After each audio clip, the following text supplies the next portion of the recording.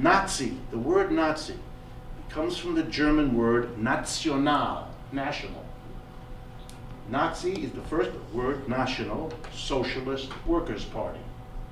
That's the name of Hitler's organization, the National Socialist Workers' Party.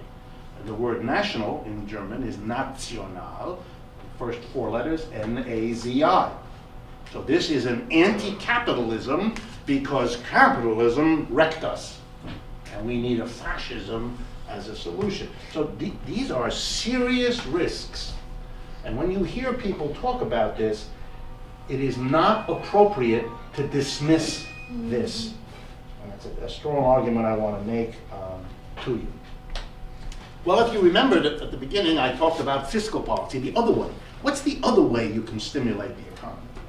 Well, the other way, besides filling it up with money, is for the government to do something else. Not print money now, but spend money. Printing money and putting it into the economy still leaves it all question, will the banks, which is where you put your new money, will they lend it out? Fiscal policy is when the government acts more directly. It doesn't print money and make it available to people hoping they'll spend. It does the spending itself.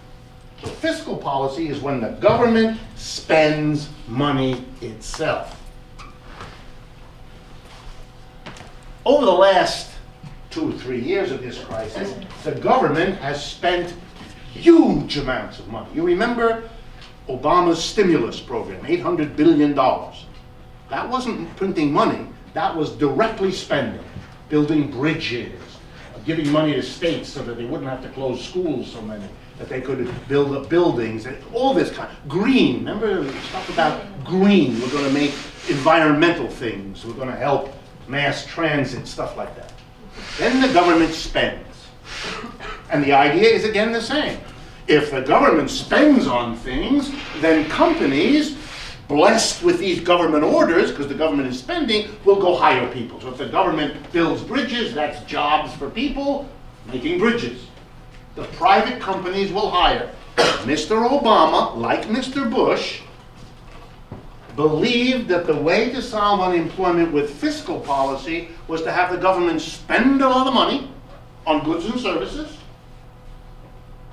and hope that the private corporations will hire the unemployed to produce the goods and services that the government is buying. That's the plan. That's what fiscal policy does. Okay, now the question for you all, just to understand this. Where is the government going to get the money? There's really only two options. Well, actually three.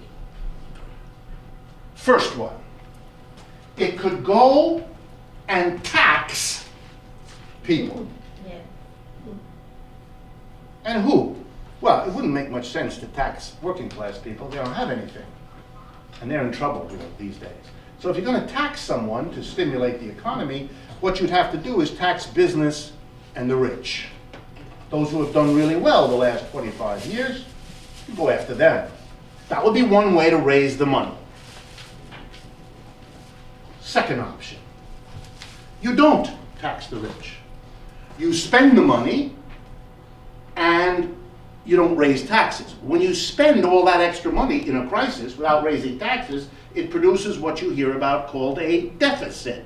That's the difference between the extra spending you're doing to get us out of the crisis as a government, but you're not taxing people to raise it. So if you're spending more but you're not raising more in taxes, you have to borrow the difference. So deficits mean the government is borrowing the money needed to stimulate the economy out of unemployment. And what's the third thing? The third thing could be the following. The Federal Reserve, which is, as you know, a branch of the government, could print up a lot of money, not bother giving it to the banks and the private sector, just give it to the Treasury. One branch of government prints it, hands it over to the other branch of government, which spends it. What has the United States government done? Has it taxed business and the rich to raise the money to get us out of the crisis? No. And the front line of making sure that doesn't happen is the Republican Party. That's their role. They have many allies inside the Democratic Party, so it's not been a tough issue for them, but they're the front line. No, no, no, don't tax the rich. Okay, so what is the government left to do? It's done the other two. It has gotten some new, fresh money from the Federal Reserve. How that's done, we can talk about later if you're interested, but that's part of it. But the major thing the government has done is borrow the money. Deficit finance. So for example, last year, the full year 2009, the United States government ran a $1.4 trillion deficit. The government of the United States, mainly because of the stimulus program, spent $1.4 trillion more than it took in taxes. Where did it get the money? It borrowed it. But who did it borrow it from? Well, who the hell is in a position to lend money to the government? Most of you, I would guess, have never had a conversation with an agent of the government about lending them money. No one has visited your home to talk to you about this. You haven't had a meeting at the Chase Manhattan Bank to discuss the terms of your loan. Guess who lends to the United States government? Business and the rich. So for them, of course, here was a choice. You could either be taxed by the government to enable them to get us out of the crisis, or you could lend the money to the government, in which case they'd have to pay you back with interest. That's why we borrow the money, because for rich and business, that's much to be preferred.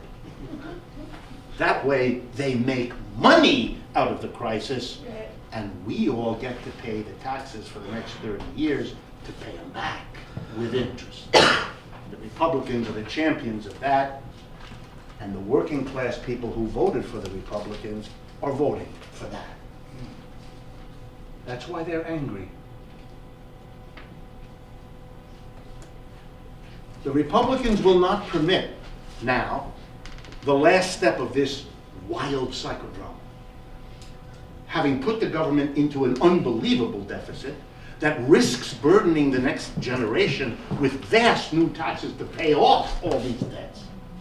Taxes which we wouldn't have to pay, right? If the government now went after the rich and made them pay, then they would have been able to stimulate the economy. There would be no deficit, and so there would be no next generation to have to pay it. So the Republicans, who made sure that didn't happen, are now going to the American people. They're smart. And in recent years, much smarter than the Democrats. And they're going to the mass of people and saying, ready? The government has screwed you again. It's stuck you with these deficits that are going to cost the government all this money, and you're going to have to pay. Don't let that happen. No more deficits. Huh? If there are no more deficits, the government can't tax, because the Republicans don't even, that's not even discussable. I can see from many of your faces, you never really kind of realized that before. I don't want to embarrass you. But of course it could have been raised in taxes. I think I told you in one of the earlier sessions about the one state in the United States that did that over this crisis, Oregon. The people in Oregon voted and supported their government not to have a deficit, not to borrow, not to cut workers, not to cut services, but to tax business and the rich, which the people in Oregon did. Just shows you it can be done. But the Republicans are not going to say, see there, you can't have no deficits because it's terrible. Okay, you can't tax people. The rich won't permit that. You can't run a deficit anymore. Mr. Obama's not going to be able to do that the way he did it the first 2 years. That's the result of this election. So the only thing left for the government to get money is by printing it. They can't tax it, they can't borrow. That's another reason why the Federal Reserve did what it did. It's desperate. This economy isn't going to be stimulated out of crisis by the government because the crazy ideology here blocks it. The Republicans and the Democrats won't allow taxing, won't now allow borrowing anymore, so the fiscal stimulus is gone. There's just the Federal Reserve left. So everything is now going to be concentrated on money. We're going to do away with the other weapon and just focus on money. Print it, distribute it. Print more of it, distribute more of it. The risk of that becoming a flood of buying things, wow, and that would produce an inflation.